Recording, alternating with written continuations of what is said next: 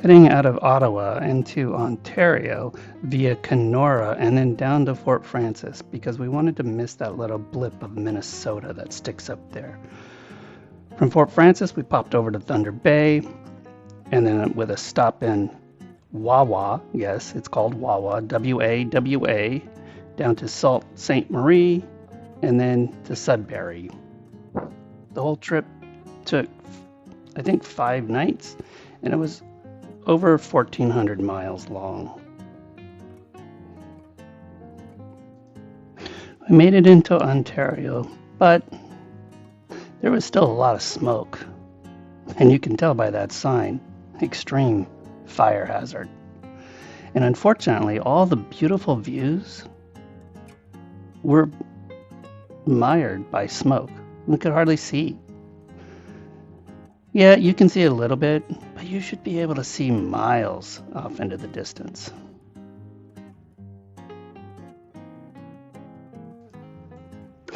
We stopped at Fort William Historical Park in the town of Thunder Bay. It was a summer trading post for the Northwest Fur Trading Company, which was the largest of the 3 major fur trading companies in North America. It's really cool because it's a living history site. They got numerous historical buildings that have been reconstructed to show how the fur trading post was originally organized. The park itself was built in the 1970s based on actual journals and building plans. So what you see today is a near exact replica of the original fort, including the dock along the river. The costume interpreters take on personas of actual people that worked and resided at the fort in the year 1816. We had arrived late on a weekday, so we had what surmounted to be a private tour of the site. And I have to give hats off to the young interpreters. They were amazing, well versed in the history of the site as well as their persona's role in the fort. It's been one of the best touristy things that we've done so far. Much too small. And things like super rare furs like silver fox and stuff, of which the company I believe only gets like 20 or so per annum. Really? Yeah, I can't put a number on it for sure. Smaller ones like ermine, tiny little winter weasels, and things like fishers. So a lot of these animals specifically are what are massive. But it is not in any way a military fort. There is no militia here or armed guards or whatever. All we have are maybe some muskets and cannons to salute and alert the fort upon the arrival of the giant. I don't think Mr. Mackenzie has any right to complain, so we're gonna head this way. See if anybody's home.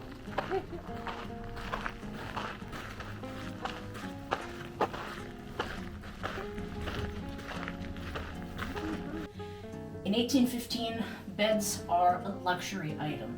They are being made to the precise measurements of the people who are going to be sleeping in them, so that there's no excess that's going to waste. The terms king size and queen size bed come from this time period because kings and queens could afford the luxury. Stand as the Northwest Company that Indigenous peoples do not rely on anything on the European side of this counter.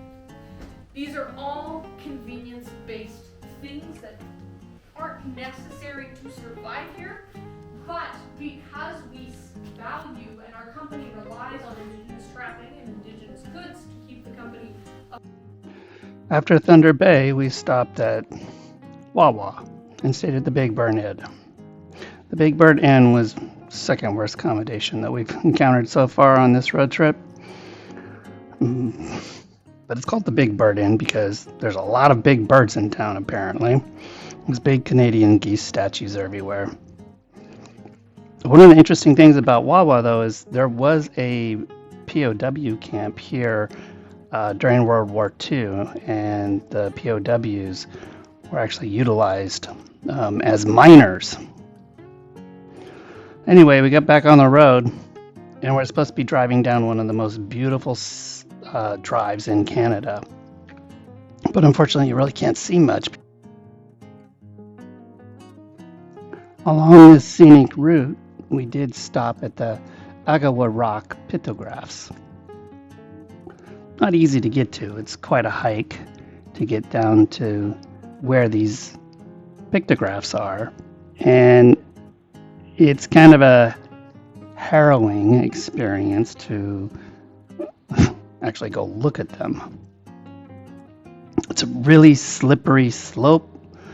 There's a chain to help you get over to the pictographs so that you don't slip. But we bowed out and decided, nah, not for us. Okay, Lake Superior Provincial Park. Came across the beach here, and you can kind of see a little bit.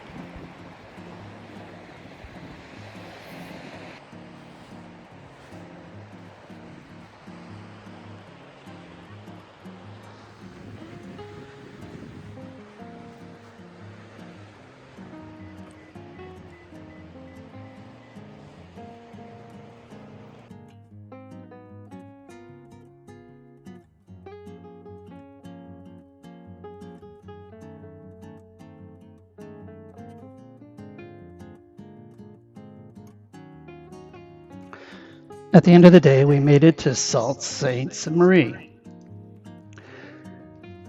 And you can see right across the St. Mary's River there is Michigan. You can almost throw a rock at it. Right there. While sitting there, I noticed we have a major crack happening in the windshield. Okay. Didn't see that coming, but driving across the continent, I guess something's bound to happen. Ultimately, though, I was able to use super glue and strips of plastic to try and hold it together, and finally it made it all the way to Ottawa, where I finally got it fixed and replaced. That's all for this video. Stay tuned for the next one. We're driving through Quebec.